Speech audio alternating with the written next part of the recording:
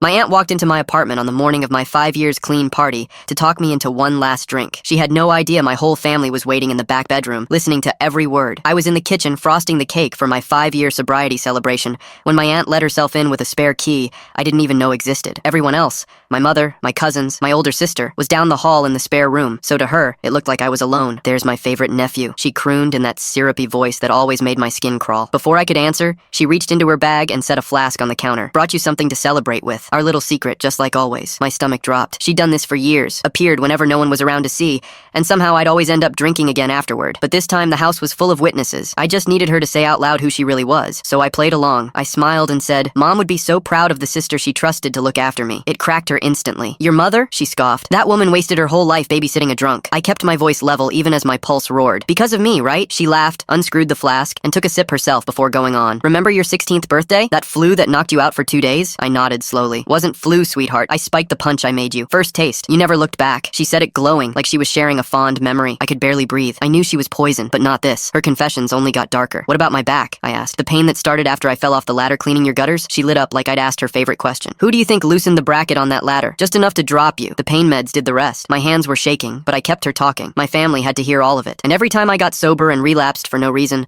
that was you too?" She stepped closer, swirling the flask like a trophy. "Of course. Every time you started doing well, I'd put a little something in your coffee, your soup, your protein shakes. Those nights you swore you hadn't touched anything but couldn't keep your eyes open? All me." She actually raised her hand for a high five. I stood frozen. I remembered every one of those nights. For years, I'd thought I was losing my grip on reality, but I wasn't done. "The night Mom went into the hospital," I said. "Why did I show up slurring, barely able to stand, when I hadn't had a single drink?" She giggled. "3 crushed pills in your morning tea. Your mother went under thinking her son couldn't even stay sober long enough to hold her hand." In that moment, I reached for the small brass tag on my keychain, my late father's, the only piece of him I had left. She caught the gesture, and her eyes gleamed. "That old keychain," she said. "Remember when I made you think you'd lost at gambling? I took it, watched you tear the house apart, blaming yourself for weeks." I could barely see through the tears, but I asked the only thing left. "Why? Why all of it?" She slammed the flask down. "Because you existed. Every time your father chose you, every dollar that went to your treatment instead of me, you reminded me I came second. Even in the will." She leaned in close. "But look at you now. Even sober, you're wrecked. The liver, the record, the years gone. All permanent. And no one will ever know it was me." That's when we heard the crash from the back of the apartment. My aunt spun around, nearly losing her balance. Standing in the hallway was her own son, my cousin, the one who'd defended her my entire life, pale as paper. Behind him, my mother, my sister, the rest of them, every face stunned. They'd recorded all of it on a phone propped in the doorway. My cousin walked past his mother without a glance and put his arms around me. "I'm so sorry," he whispered. "I never believed you. I believe you now. My aunt is facing charges. I haven't spoken to her since." That was the night I learned the difference between losing your mind and being slowly robbed of it, and the night my family finally took it back from me.